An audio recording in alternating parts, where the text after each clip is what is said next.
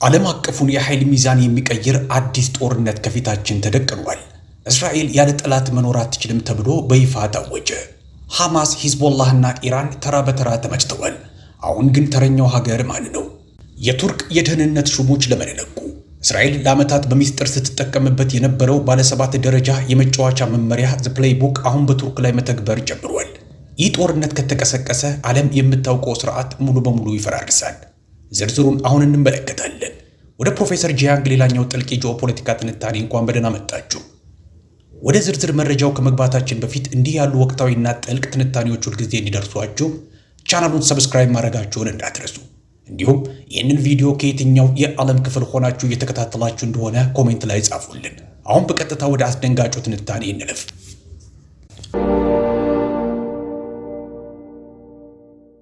Israel cannot live without an enemy. That is what Turkey's foreign minister said on national television yesterday. እስራኤል ያለ ጠላት መኖር አትችልም። ይህንን ትናንት በብሔራዊ ቴሌቪዥን የተናገሩት የቱርክ የውጭ ጉዳይ ሚኒስቴር ናቸው። በዚህም አላበቁም። እስራኤል አሁን ቱርክን ቀጣይ ጠላቱ አድርጋ ለመፈረጅ እየጣረች ነው ብለዋል። ይህም ከአንድ ፖለቲከኛ የግል አስተያየትነት አልፎ አሁን የእስራኤል መንግስታዊ ስትራቴጂ የሆነ መምጣቱን ገልጸዋል። አብዛኛው ሰው ትኩረቱ የባህር ላይ እገዳው፣ የተኩስ አቁም ስምምነቱና የነዳጅ ዋጋ ላይ ነው። እኔ ግን ሁሉም የተሳሳተ ነገር ላይ እያተኮሩ ነው ብዬ አስባለሁ። የኢራን ጦርነት የታሪኩ ማብቂያ ሳይሆን መጀመሪያው ነው። ዛሬ የማሳያችሁን ስታዩ ቀጥሎ ምን እንደሚመጣ ትረዳላችሁ። እኔ መመሪያው ወይም ዘ ፕሌይቡክ እለዋለሁ። እስራኤል ኢላማ ላደረገቻቸው ጠላቶች ሁሉ የምትጠቀምባቸው 7 ደረጃዎች ናቸው። በኢራን ላይ ይህ መመሪያ 10 ዓመታት ፈጅቷል። በቱርክ ላይ ግን ቀድሞውኑ ተጨምሯል። ከ7ቱ ደረጃዎች ውስጥ ደግሞ 5ቱ ቀድሞውኑ ተጠናቀዋል። መመሪያውን ከማሳየቴ በፊት ይህ ለምን እንደሚያስፈልግ ማስረዳት ይኖርብኛል። ምክንያቱም መመሪያው ዝም ብሎ የተፈጠረ ሳይሆን መዋቅራዊ ነው። አንዴ አወቃቀሩን ከተረዳችሁ ሂደቱ ግልጽ ይሆንላችኋል። እስራኤል 9 ሚሊዮን ሕዝብ ያላት ሀገር ሆና በ400 ሚሊዮን አረቦች ተከባለች። ከተመሰረተችበት ጊዜ ጀምሮ የእስራኤል የደህንነት ሞዴል በአንድ መርህ ላይ የተገነባ ነው። የምትተርፈው ጎረቤቶች ደካሞች፣ የተከፋፈሉና የፈሩ መሆናቸውን በማረጋገጥ ነው በሚል ጎረቤቶች የጠነከሩ፣ የተባበሩ ወይም በራሳቸው የሚተማመኑበት ቅጽበት አንተ አደጋ ላይ ነህ ማለት ነው። ይህ ማለት የእስራኤል አጠቃላይ የደህንነት መዋቅር ዘላቂ የሆነ የውጭ ስጋት ያስፈልገዋል ማለት ነው። ይህም ስጋቶች ሁልጊዜ ስላሉ ሳይሆን ያለ ስጋት መዋቅሩ ስለሚፈርስ ነው። እስራኤል ጠላት ከሌላት ምን እንደሚፈጠር አስቡት። በየዓመቱ ከአሜሪካ የሚሰጠው 3.8 ቢሊዮን ዶላር ወታደራዊ እርዳታ እስራኤል በስጋት ውስጥ ናት በሚለው ትረካ ላይ የተመሰረተ ነው። በአሜሪካ ታሪክ ውስጥ እጅግ ኃያሉ የውጭ ፖሊሲ ተጽዕኖ ፈጣሪ ቡድን ኤፓክ ገንዘብ የሚሰበስበውና በምርጫ ላይ ተጽዕኖ የሚያሳድረው እስራኤል ጥበቃ ያስፈልጋታል በሚለው መከራከሪያ ነው። በሚሊዮኖች የሚቆጠሩ አሜሪካውያን የወንጌላውያን ክርስቲያኖች እስራኤልን መደገፍ ሃይማኖታዊ ግዴታ ነው ብለው በማመናቸው ድምፅ ይሰጣሉ። ይህ የእርዳታ ገንዘብ ደግሞ የግድ በአሜሪካ መሳሪያዎች ላይ መዋል አለበት። ይህ ማለት ገንዘቡ በቀጥታ ወደ ሎክሂድ ማርቲን፣ ቦይንግ እና ሪቲዮን ኩባንያዎች ይመለሳል። እነዚህ ኩባንያዎች ደግሞ የእርዳታው ፍሰት እንዲቀጥል ኮንግረስን ይወተውታሉ። ይህ ዝግ ውህደት ነው። ኮንግረስ ለእስራኤል ፈንድ ይሰጣል። እስራኤል የአሜሪካ መሳሪያዎችን ትገዛለች። የመሳሪያ አምራቾቹ ደግሞ ለተጨማሪ ፈንድ ኮንግረሱን ይወተውታሉ። ይህንን ውህደት የሚያንቀሳቅሰው ነዳጅ ደግሞ የጠላት መኖር ነው። ጠላት ከሌለ የስጋት ትረካ የለም። የስጋት ትረካ ከሌለ እርዳታ የለም። እርዳታ ከሌለ መሳሪያ የለም። መሳሪያ ከሌለ ደግሞ ቀጠናዊ የበላይነት የለም። አጠቃላይ ማሽኑ ይቆማል። ለዚህ ነው እስራኤል አንዱን ጠላት ካሸነፈች በኋላ የማታቆመው። ማሽኑ ነዳጅ ያስፈልገዋል። ነዳጁ ደግሞ ሁልጊዜ አዲስ ጠላት ነው። ተንታኞች ይህንን ሳሩን ማጨድ ይሉታል። ሳሩን በቋሚነት ልትገድለው አትችልም። ስለዚህ ትቆርጠዋለህ። ሲያድግ ደግሞ ደግመህ ትቆርጠዋለህ። ልዩነቱ ግን አሁን ሜዳው እየሰፋ መምጣቱ ነው። ጥቅምት 7 2023 ጀምሮ ያለውን ቅድመ ተከተል ተመልከቱ። ሐማስ፣ ሂዝቦላህ፣ ሶሪያ፣ የመን፣ ኢራን በ3 ዓመት ባልሞላ ጊዜ ውስጥ 5 ጠላቶች። ኢራን ገና ሳታበቃ የእስራኤል መሪዎች ቀጣዩን ጠላት እየሰየሙ ነው። በዚህ ርዕስ ላይ ያየሁት አንዱ አስተያየት እንዲህ ይላል። One of the most viral comments I have seen on this subject put it perfectly. Defeating Hezbollah was the quarterfinal. Iran is the semifinal. ሂዝቦላህን ማሸነፍ ሩብ ፍጻሜ ነበር። ኢራን የግማሽ ፍጻሜ ናት፣ ቱርክ ደግሞ ታላቁ ፍጻሜ ናት የሚል። አሁን መመሪያውን ላሳያችሁ። እስራኤል ለማንኛውም ትልቅ ጠላት የምትከተላቸውን 7 ደረጃዎች ለይቻለሁ። በኢራን ላይ የተጠቀመችባቸው ደረጃዎች ሁሉ አሁን በቱርክ ላይ የተደገሙ ነው። ደረጃ 1 ጠላትን መሰየም። በኢራን ላይ ይህ የተጀመረው ከብዙ ዓመታት በፊት ነው። እስራኤል 20 ዓመታትን የፈጀችው ኢራን የህልውና ስጋት መሆኗን ለዓለም በመንገር ነበር። በተባበሩት መንግስታት ድርጅት በቃለ መጠይቆች፣ በሎቢ ስብሰባዎች ሁሉ ኢራን ኢራን ኢራን ነበር የሚባለው። በቱርክ ላይ ደግሞ ይህ የተጀመረው የካቲት 17 2026 ነው። የቀድሞ ጠቅላይ ሚኒስቴር ናፍታሊ ቤኔት በአሜሪካ አይሁዳውያን ድርጅቶች ጉባኤ ላይ ቆመው አዲስ የቱርክ ስጋት እየመጣ ነው፣ ቱርክ አዲሷ ኢራን ናት፣ በቴህራንና በአንካራ ላይ በአንድ ጊዜ እርምጃ መውሰድ አለብን አሉ። ቤኔት ተራ ፖለቲከኛ አይደሉም፣ ደግሞ ተመርጠው እንደሚያሸንፉ የሚጠበቁ የቀድሞ ጠቅላይ ሚኒስቴር ናቸው። ይህንን ንግግር ለማድረግ በዓለም ላይ እጅግ ተጽዕኖ ፈጣሪ የሆነውን የአሜሪካ አይሁዳውያን መድረክ መምረጣቸው ደግሞ በአጋጣሚ አይደለም። ደረጃ 2 ትረካውን መገንባት። በኢራን ላይ እንደ ፋውንዴሽን ፎር ዲፌንስ ኦፍ ዲሞክራሲ እና አሜሪካን ኢንተርፕራይዝ ኢንስቲትዩት ያሉ የፖሊሲ ጥናት ተቋማት ዓመታትን የፈጁት ሪፖርቶችን በማውጣት ለጋዜጠኞች መረጃ በመስጠትና ለኮንግረስ ኢራን ለዓለም ሰላም ትልቁ ስጋት ናት የሚል ትረካ በመመገብ ነበር። በቱርክ ላይም ያው ማሽን አሁን መንቀሳቀስ ጀምሯል። አሜሪካን ኢንተርፕራይዝ ኢንስቲትዩት የቱርክን ዓለማዊነት ጥያቄ ውስጥ የሚጥሉ ትንታኔዎችን ማውጣት ጀምሯል። እንደ ፋውንዴሽን ፎር ዲፌንስ ኦፍ ዲሞክራሲ ያሉ ተቋማት አንካራን የአሸባሪ ተኪ ኃይሎችን ታሰለጥናለች በማለት ከሰዋል። ኒውዮርክ ፖስት ደግሞ ቱርክን እንደ ስጋት የሚፈርጁ ጽሑፎችን በማውጣት ላይ ይገኛል። እንዲያውም አንድ ተንታኝ እንደ አውሮፓውያን አቆጣጠር በ2036 አንካራ የ2026ቷን ቴህራን ትመስል ይሆን የሚል ጥያቄ በቱርከኛ ቋንቋ በማህበራዊ ሚዲያ ላይ አጋርቷል። የትረካ ማምረቻው ፋብሪካ ሥራ መጀመሩን ከእነዚህ ምልክቶች መረዳት ይቻላል። ሦስተኛው ደረጃ የኢኮኖሚ ጦርነት ሲሆን ከኢራን ጋር በተያያዘ አሜሪካ የኒውክሌር ስምምነቱን በመቅደድ የኢራንን ኢኮኖሚ ለዓመታት ያንቀጠቀጠውን ከፍተኛ ጫና አሳርፋለች። ከቱርክ ጋር ያለው የኢኮኖሚ ጦርነት ደግሞ ቀድሞውኑ የተጀመረ ቢሆንም የጀመረው ግን ከሌላ አቅጣጫ ነው።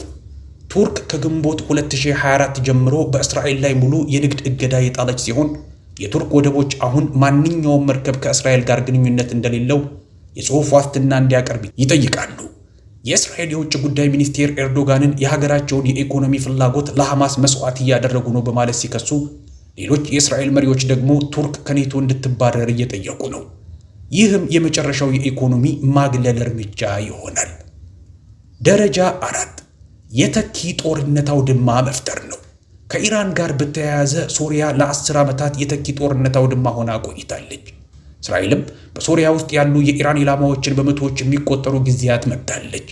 አሁንም ከቱርክ ጋር በተያያዘ ሶሪያ ዳግመኛ የጦር ሜዳ ሆናለች። እስራኤል 600 ካሬ ማይል የሚሆን የሶሪያ መሬትን ተቆጣጥራ የሶሪያ ጦር ከደማስቆ በስተደቡብ እንዳይንቀሳቀስ አዛለች። እስራኤል ወደ ሶሪያ ጣልቃ የምትገባበት ዋናው ምክንያት ቱርክ እዚያ ያላትን አቋም እንዳታጠናክር ለመከላከል ነው። ቱርክ በሰሜን ሶሪያ ወታደሮች አሏት። እስራኤል ደግሞ ከደቡብ በኩል እየተስፋፋች ነው። ሁለቱ ኃይሎች ወደ አንዱ እየተጠጋጉ ነው። ደረጃ 5 የጥምረት ከበባ ነው። ከኢራን ጋር በተያያዘ እስራኤል የአብርሃም ስምምነትን በመጠቀም ኢራንን በዲፕሎማሲ እንድትገለል አድርጋለች። ከቱርክ ጋር በተያያዘ ደግሞ ኔታንያሁ ሄክሳጎን ወይም 6 ጎን ያለውን ጥምረት ይፋ አድርጓል። አባላቱ ግሪክና ቆጵሮስ፣ ህንድ እንዲሁም ከቱርክ ጋር ለቀጠናዊ መሪነት የሚፎካከሩ የባህረ ሰላጤው ሀገራት ናቸው። ይህ ጥምረት ስለ ሰላም ሳይሆን ቱርክን በጂኦግራፊያዊ ሁኔታ የመክበብ ስልት ነው። ደረጃ 6 ጋሻውን መስበር ነው። ይህ በጣም ወሳኝ ደረጃ ነው።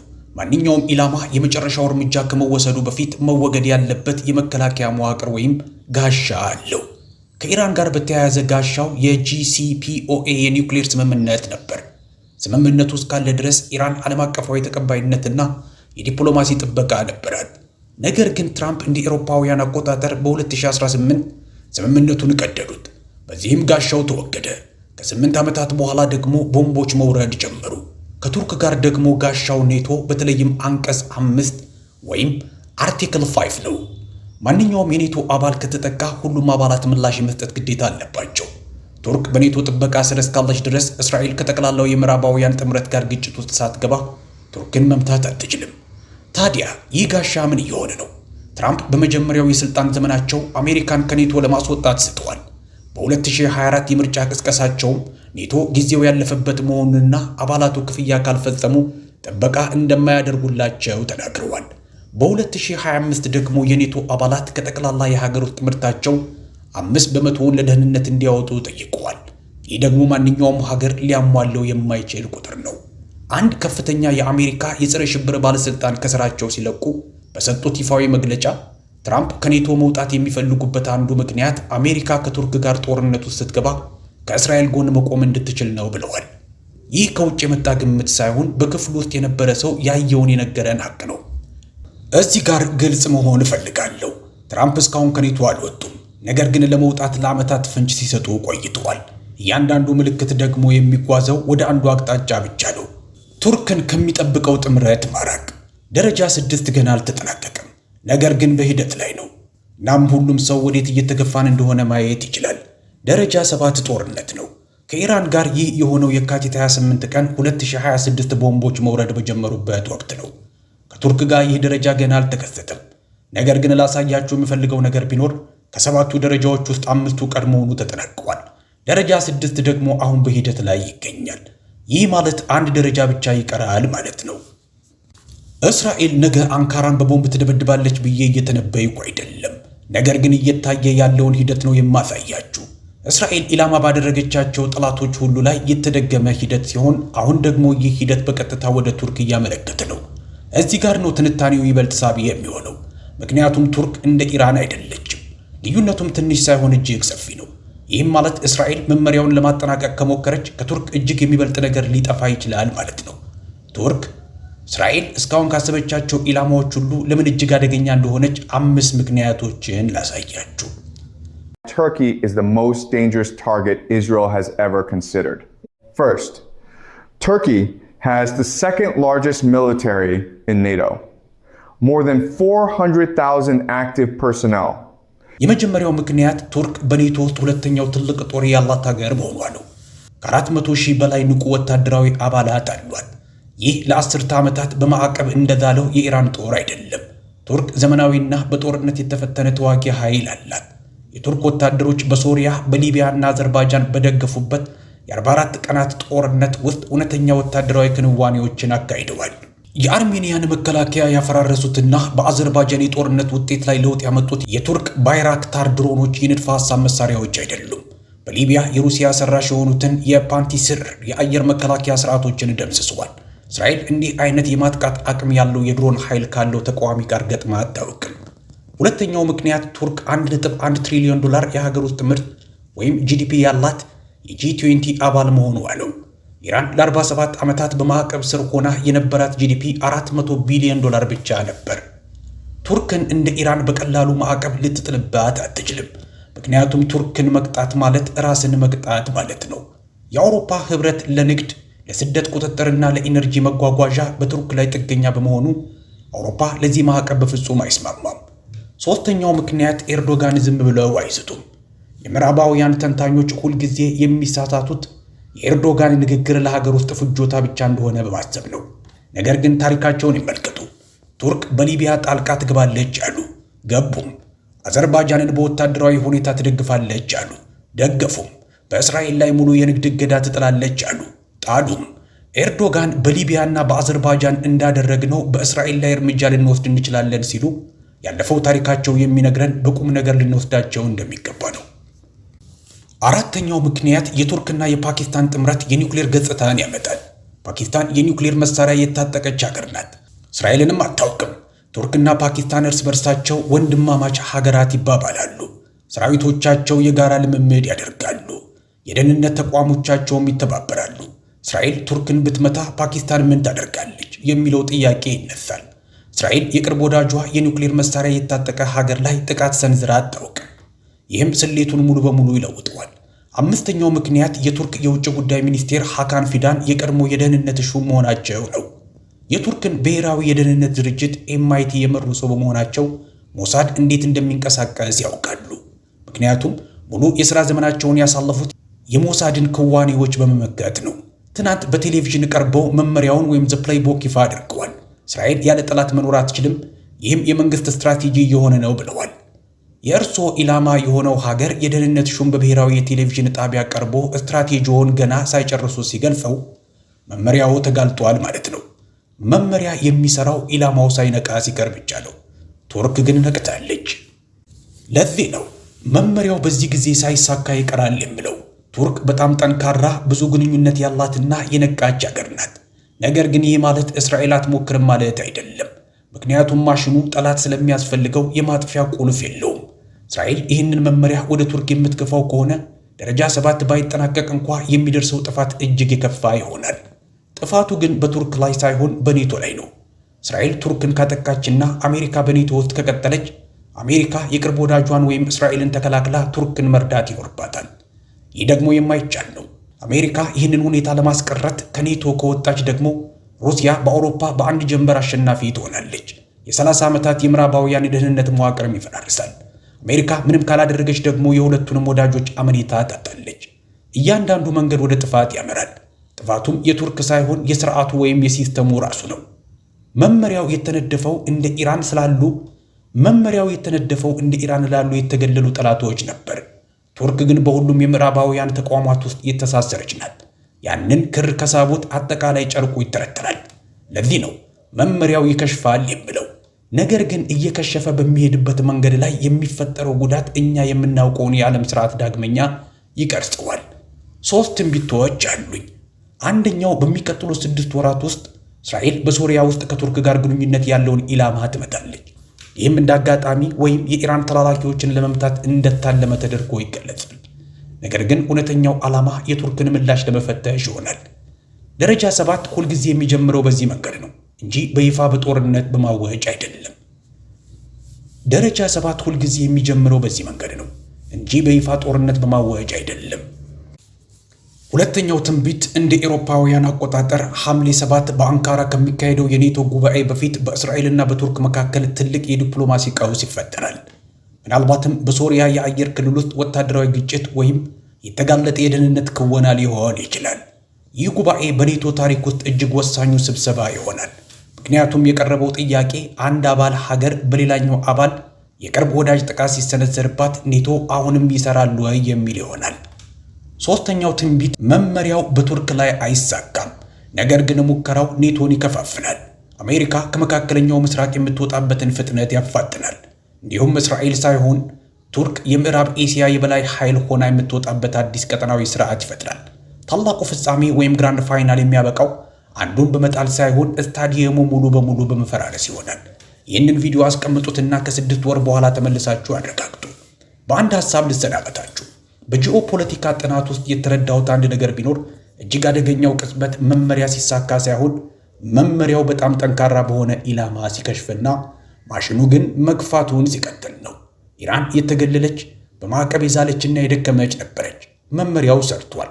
ቱርክ ግን የኔቶ አባል፣ የጂ20 ኢኮኖሚ፣ በጦርነት የተፈተኑ ድሮኖች ያሏት ወታደራዊ ኃይል፣ የኒውክሌር መሳሪያ የታጠቀች ወዳጅና ካሜራውን ትኩር ብሎ አይቶ ምን እያደረጋችሁ እንደሆነ በትክክል አውቃለሁ ያለ የደህንነት ሹም ያላት አገር ናት።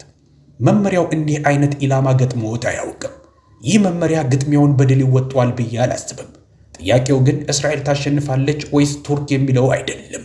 ጥያቄው በሂደቱ ውስጥ ምን ይጠፋል የሚለው ሲሆን መልሱም ዓለም አቀፋዊው ስርዓት ራሱ ነው ብዬ አምናለሁ። ይህ አሁን በአንድ ቀጠና ውስጥ ስለሚደረግ አንድ ጦርነት ብቻ የሚመለከት አይደለም። ይህ ዓለምን ለ80 ዓመታት በመረጋጋት ያቆየው ስርዓት ለዘላለም እንዲሰራ ተደርጎ ከተገነባና የማጥፊያ ቁልፍ ከሌለው ማሽን ጋር ተጋፍጦ ሊተርፍ ይችላል ወይ የሚለው ነው። የኔ ትንታኔ ይህ ነው። ትንቢቶቹ አሁን ጀምረዋል። በሚቀጥለው ቪዲዮ እንገናኛለን።